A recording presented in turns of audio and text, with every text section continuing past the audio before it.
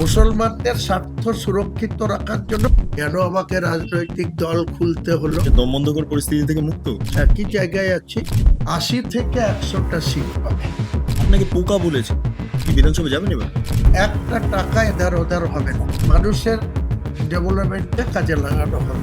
34 বছরের বাপ জমানো মুসলিম সমাজের মানুষের সঙ্গে ভোট ব্যাংক হিসাবে ব্যবহার করেছিল। হেলিকপ্টারটা ভাড়া গৌরী সেব দেবে বললাম। নমস্কার, আপনারা দেখছেন বেঙ্গল লিবার্টি। আমি বিট্টু রায়চৌধুরী। হুমায়ুন কবির, তাকে নিয়ে নানা মহলে নানা জল্পনা। তিনি তৃণমূলের ভোট কাটবেন না সিপিএম এর দলে কার্যত সাহায্য চাইবেন, সমস্তটা মিলিয়ে বিভিন্ন জল্পনা রয়েছে। সরাসরি হুমায়ুন কবিরের কাছে চলে যাব। এই যে এই সামগ্রিকভাবে আপনি কোন দলে যাচ্ছেন, কি দল করছেন, কার সাথে জোট করবেন, সেটা নিয়ে প্রশ্ন আছে বিস্তর। এক্ষেত্রে দাঁড়িয়ে আপনি আগে একটা ইন্টারভিউতে বলেছিলেন আইএসএফ কংগ্রেস কেউ আমার কাছে ছুটমার্গের বিষয় না। এখন কোন জায়গায় দাঁড়িয়ে আছেন? একই জায়গায় আছি। আমার একটাই উদ্দেশ্য, রাজনৈতিক দল তৈরি করা। সেটা হচ্ছে যে 34 বছরের বাপ জমানো মুসলিম সমাজের মানুষের সঙ্গে ভোট ব্যাংক হিসাবে ব্যবহার করেছিল। 14 বছরের টিএমসি সরকারও মুসলমান সমাজের মানুষকে নিজেদের ভোট ব্যাংক, দুধেল গাই হিসাবে চিহ্নিত করে রেখেছে। আমি সমগ্র মুসলমান সমাজের মানুষের কাছে, পাশাপাশি শিডিউল কাস্ট, শিডিউল ট্রাইব, আদার মুসলিম কাস্টের যে আছে জনগোষ্ঠী, তাদের কাছেও আমি উন্নয়নের ডালি নিয়ে যাব। আমার ভবিষ্যৎ কর্মসূচি কি কি এজেন্ডা, কেন আমাকে রাজনৈতিক দল খুলতে হলো, সেটা মানুষ আম জনতার কাছে সামনে আনবো। হুমায়ুন দা, একটা বিষয় যে এই 22 তারিখটা খুব ইম্পর্টেন্ট আপনার কাছে। আপনি সবসময় 22 এই শব্দটাকে ব্যবহার করেন। এটা কি লাকি নাম্বার হিসেবে দেখেন, নাকি না এর পেছনে কোনো ইতিহাস রয়েছে? না, কোনো ইতিহাস নেই, ওটা সোমবার। হুম আমি যখন দেখেছি 6 ডিসেম্বর শনিবার ছিল, সেখানে যখন আমি বাবরি মসজিদের ভিত রেখেছি, তারপরে আমি ভাবছিলাম যে কবে আমার নতুন দলের সূচনা করা যায়। তো ভাবতে ভাবতে আমার মনে আসলো যে আমি পৃথিবীতে যেদিন এসেছিলাম, এই মাটিতে যেদিন ভূমিষ্ঠ হয়েছিলাম, সেদিন ছিল সোমবার ভোরবেলা। আমার মায়ের গর্ভে থেকে আমি পৃথিবীর আলো দেখেছিলাম, সেটা ছিল সোমবার ভোরবেলা। তাই 22 তারিখটা সোমবার আছে, সেই আমার জন্ম আমার দিনে এটাকে আমি 22 তারিখে ডেটটা রেখেছি। মানে এটা জন্মদিন 22 তারিখটা, মানে জন্মদিন মানে জন্ম একটা বার, জন্ম সোমবার। একটা বার, সোমবারে সোমবার। ভোরবেলায় আমি জন্মেছিলাম।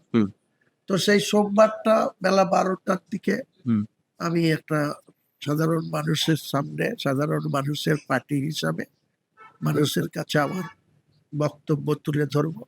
পার্টির নাম কি দিয়েছি, কি তার এজেন্ডা, কি তার সব কিছুই হয়ে যাবে, ম্যানিফেস্টোও জানানো হবে। আচ্ছা, একটা বিষয় যে আপনি সম্ভবত আগামীকাল দিল্লি যাচ্ছেন, এই সংক্রান্ত বিষয় নিয়ে কিনা আপনার পার্সোনাল কোনো কাজ? কে বলেছে আপনাকে? আমি শুনছি তাই। আপনাকে কে কি বলছে কথার জবাব আমি দেবো না। আচ্ছা। আমাকেই দিল্লি যেতে হবে, আমার আর কেউ লোক নেই বলছে। তো আমার কমিটিতে 75 জন আছে, স্টেট কমিটিতে। হ্যাঁ। আমি না গিয়ে কাকে পাঠাবো, কার সাথে বসাবো, এসব নিয়ে আপনাদেরকে এখানে সিআইডি অফিসারদের লাগান, আইবিদের লাগান, আর নাহলে সেন্ট্রাল এজেন্সিকে পেয়ার দেন যে হুমায়ুন কবিরের গতিবিধি কোন দিকে থাকছে, কোথায় থাকছে, কোথায় যাচ্ছে, কার সঙ্গে বসছে, লাগিয়ে দেন। এনারা আপনাকে ইনফরমেশন দিয়ে দেবে। প্রাণহানির আশঙ্কা করছেন শোনা যাচ্ছে, মেরে ফেলতে পারে আপনাকে। সে আমি পরোয়া করি না, মানুষের জন্মালেই তার মৃত্যু আছে। আপনাকেও মরতে হবে, আমাকেও মরতে হবে, সবাইকেই পৃথিবী ছেড়ে যেতে হবে, আগে আর পরে। আমার যদি এইটা করতে গিয়ে মৃত্যু হয়, আমি মনে করি শহীদ হয়ে যাব, শহীদের দরজা খুলে যাবে। ওই কবরে গিয়ে আর কোনো হিসেব টিকেস লাগবে না, মহান আল্লাহ তাআলার দয়ায় সোজা জান্নাত পাচ্ছি হয়ে যাবে। কিন্তু আপনার মনে হয় না যে সেন্ট্রাল সিকিউরিটির প্রয়োজন রয়েছে? স্টেট সিকিউরিটির উপর ভরসা করতে পারছেন এখন? আরে কিছু নাই নিতে তো বলছে, তৃণমূল বলছে বিজেপির টাকায় করছে, আর বিজেপি বলছে মমতা ব্যানার্জির হয়ে করছে ব্যাটিং। তা আমি সেটা তো প্রমাণ করার জন্যই আগামী দিনে ওই তৃণমূলের দয়াতেও চলবো না, বিজেপির দয়াতেও চলবো না, আমি আমার উপরওয়ালার দয়ায় চলবো। এটাই তো আপনাদেরকে বারবার বলছি।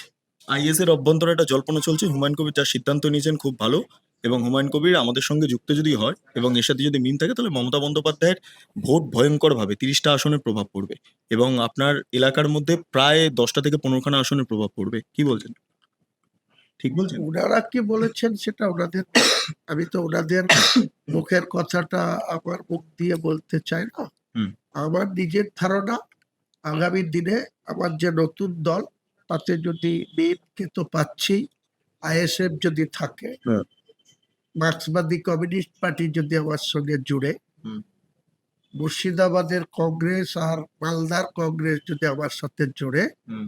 এই জোট 80 থেকে 100টা সিট পাবে। 80 থেকে 100টা? একদম নিশ্চিত থাকে। মমতা ব্যানার্জি কতগুলো আসন পাবে তাহলে? সেটা কত পাবো ওনাকে জিজ্ঞেস করুন। ওনারা তো কিছুদিন আগে বলছিলেন হুম। 250 সিট আমাদের পকেটে ঢুকে গিয়েছে, ডাইনে পকেটে, বাঁয়ে পকেটে, পিছন পকেটে, আর বিজেপি কে 50-এর নিচে নামিয়ে দিচ্ছে। ওনাদেরকে জিজ্ঞেস করুন, আমি কেন বলবো? আপনাকে পোকা বলেছে। বলতে দিন। এই পোকাই একদিন 2012 সালে হুম। অনেক বড় লম্বা তাকে জায়গা দিয়েছিল। ভোটে হেরে যাওয়ার পরেও তাকে রিজাইন করতে এসেছিলাম 1 মার্চ 2013। হুম। তখন বলেছিল তুমি কন্টিনিউ করো, কাজ করো, তুমি ভালো ছেলে।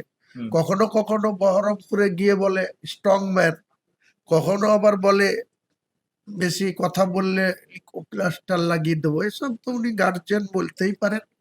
শাসন করার অধিকার তারই সাথে যে সোহাগ করতে জানে। উনি বিনা সোহাগে শুধু শাসন করবেন, তার যোগ্য জবাব দেওয়ার জন্যই আমার দল উন্মোচন হচ্ছে। আপনাকে সাসপেন্ড করা হয়েছে কিন্তু দল থেকে কোনো চিঠি পেয়েছেন? আরে এদের এসব সিস্টেমেই নাই। চিঠি এর পাননি? আগে তো 2015 সালে এরকম তৎকালীন মহাসচিব হুম। মিডিয়ার মাধ্যমে 6 বছর বহিষ্কার করে দিয়েছিল। এটা তো সাময়িক সাসপেন্ড। এ তো 1 মিনিটে আবার উঠিয়ে নেওয়া হয়, কতজনের ক্ষেত্রে উঠিয়েছে। তো আমার ক্ষেত্রে উঠানোর জন্য কি করছে আপনারা ওয়েট করুন। বিধানসভাতে আপনার জন্য আলাদা করে সিট দেখা হচ্ছে যাতে নিরপেক্ষ জায়গায় আপনি বসতে পারেন, কিন্তু বিধানসভায় সাসপেনশন সংক্রান্ত কোনো চিঠিই যায়নি স্পিকারের কাছে। বললাম তো, স্পিকারের বিষয়টা, বিধানসভায় কোন সিটে কে ট্রেজারি বেঞ্চে বসবে, হুম। কে অপোজিশনে বসবে, হুম। 294টা সিটের মধ্যে তো একটা সিট দিতে হবে হুম। যতক্ষণ আমি মেম্বার আছি। হুম। তো সেই সিট নিয়ে তো আমার কোনো মাথা ব্যথা নাই। ওই কোনোটাই সোনা লাগানো আছে আর কোনোটাই রূপো আছে, চাঁদি আছে, এরকম তো ব্যাপার নয়। সব সিটেরই তো একই চামড়াই গঠন করা হয়। ভবানীপুরে 77 নম্বর ওয়ার্ডটা বাদ দিলে মমতা বন্দ্যোপাধ্যায় জেতা কার্যত নামুমকিন হয়ে যায়। 77 নম্বর ওয়ার্ডে কি আপনার বিশেষ ফোকাস থাকবে এবারে? কারণ ওখান থেকে 27 থেকে 28,000 লিডার। বললাম তো, আমি 135 জন প্রার্থী খাড়া করব। হুম। 35-এর মধ্যে নন্দীগ্রামে লিডার অফ দ্য অপোজিশনের বিরুদ্ধেও প্রার্থী দেব, হুম। রাজ্যের মাননীয় মুখ্যমন্ত্রীর বিরুদ্ধেও প্রার্থী দেব। প্রার্থী দিচ্ছেন এটা কনফার্ম? আর এছাড়া কোন কোন জায়গায় আরো বিশেষ করে নজরে রাখছেন? আর মুর্শিদাবাদ, মালদা, উত্তর দিনাজপুর, নদীয়ার একটা অংশ, হুম। দক্ষিণ 24 পরগনা, উত্তর 24 পরগনা, হাওড়া, হুগলি, 2 বর্ধমান, বীরভূম, সব জায়গায় প্রার্থী দেবো।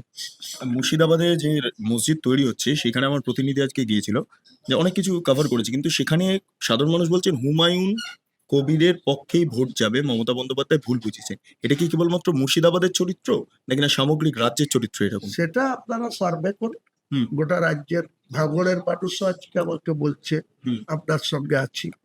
ওই সাতগাছিয়ার মানুষও বলছে আছি। হুম। ওই বেটিয়া বুরুজের মানুষও বলছে আছি। হুম। হুগলির মানুষও বলছে আছি। কে আছে আর কে থাকবে, কে ভোট দিবে আর কে দিবে না, সেটা তো সময় কথা বলবে। এত আগাম আমি তো গণৎকার না, হুম। অ্যাস্ট্রোলজারও করি না। আমি একজন পলিটিশিয়ান, কাজেই এত আগাম প্রেডিকশন করতে পারবো না। আমার শেষ দুটো প্রশ্ন, সেটা হলো যে আমি দেখতে পাচ্ছি যে বিভিন্ন সীমান্তবর্তী এলাকার জনবিন্যাস ক্রমে বদলাচ্ছে এবং এক্ষেত্রে দাঁড়িয়ে মমতা বন্দ্যোপাধ্যায় নাকি বাংলাদেশি ভোটারদের ভোট ব্যাংক হিসেবে ব্যবহার করছেন। আজকে আপনি যখন শিফট করলেন তৃণমূল থেকে, ফলে কত শতাংশ ভোট, মানে 27% যে মুসলিম ভোট আছে 2011 সেন্সাস মোতাবেক, কত শতাংশ ভোট আপনি ঘুরিয়ে দিতে পারবেন 30%-এর উপর মুসলিম ভোট আছে এই বাংলায়। মুহূর্তে? হ্যাঁ, হুম। আপনি 7,66,000-র মধ্যে হুম। 2,82,00,000 মুসলিম ভোট আছে। কত পার্সেন্ট আছে? পার্সেন্ট কোষে দেয়। হুম। সেই ভোটের কত পার্সেন্ট হুমায়ুন কবিরের দলে যাবে? হুম। মুসলমানদের স্বার্থ সুরক্ষিত রাখার জন্য মুসলমানকে খোল্লা খোল্লা আমি আবেদন করব, হুম। তোমরা নিজেদের শক্তির প্রমাণ দাও বিধানসভায়। তোমাদের যতটা সংখ্যক বেশি স্বচ্ছ ভাবমূর্তির তোলাবাজদের বাদ দিয়ে স্বচ্ছ ভাবমূর্তির প্রার্থীদের ভোট দিয়ে নির্বাচিত করো। এটাই তো আমার এজেন্ট। আপনি কি বিধানসভায় যাবেন এবার? কোথায়? বিধানসভায় যাবেন? 100 বার যাবো, বেঁচে থাকলে বিধানসভায় হুম। ইজ্জতের সহিত যাব, অনেক সম্মানের সহিত যাব। আর লাস্ট প্রশ্ন সেটা হলো যে এই মসজিদ থেকে নাকি প্রচুর টাকা আসছে এই তৈরি করার জন্য, হেলিকপ্টারের জন্য আপনি নির্দিষ্ট করে টাকা পেয়েছেন, এই সমস্ত ছড়ানো হচ্ছে, এটাকে আপনি কিভাবে ব্যাখ্যা করবেন আজকের দিনে দাঁড়িয়ে? মসজিদের যে অর্থদান মুসলমান ভাইরা করছেন, হুম। এর একটা টাকা এধার ওধার হবে না, হুম। পবিত্র বাবরি মসজিদ বানানোর কাজে লাগবে। হুম। যেটা অবশিষ্ট হবে সেটাও ট্রাস্টিতে থাকবে, মানুষের ডেভেলপমেন্টে কাজে লাগানো হবে। কত টাকা হয়েছে মসজিদ? এখন পর্যন্ত 3 কোটি ছাড়িয়ে গিয়েছে। আর হেলিকপ্টারটা কি হবে? হেলিকপ্টারটা ভাড়া গৌরী সেন দেবে বললাম। গৌরী সেন। গৌরী সেনটা কি পলিটিক্যাল না নন পলিটিক্যাল? সে জানি না, ওটা আপনাদেরকে ইনভেস্টিগেশনে লাগাতে হবে। আচ্ছা, ড্রোন হবে। তৈরি হয়ে গেছে। ড্রোনে করে টাকা যাবে না হেলিকপ্টার, মানে কিরম হবে? মানুষ যাবে। আপনারাও যাবেন, মোটরসাইকেল ইউজ করবেন না, আপনারা ওই রোডে মোটরসাইকেল হাওয়ায় উঠবেন। তো হুমানদা কেমন লাগছে অবশেষে দমবন্ধকর পরিস্থিতি থেকে মুক্ত? সে 2021 সালের ঘটনা, যারা তৃণমূল চাচ্ছে সব দমবন্ধ হয়ে যাচ্ছিল, আপনার কি দমবন্ধ হয়ে গেছিল? না, আমার দুর্বন্ধ হয়নি, হুম। কারণ আমি তো ওনাদের কথা মতো চলেই নি। হুম। ওনারা যা বলেছে সেটা তো চলতে পারলে তো আজকে আমার এই পরিস্থিতি আসতে হতো না। দুর্বন্ধ কোনো প্রশ্ন নেই। বেশ, এতক্ষণ ধরে আপনারা দেখছিলেন বেঙ্গল লিবার্টি, হুমায়ুন কবিরের সরাসরি সাক্ষাৎকার আপনাদের শোনালাম।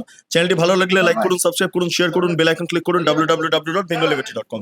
সেখানে ক্লিক করুন, সমস্ত খবর আপনাদের জন্য সাজানো রয়েছে। স্বাধীন, কাঁচিন এবং গেরিলা সাংবাদিকতার পাশে দাঁড়ান। অসংখ্য ধন্যবাদ।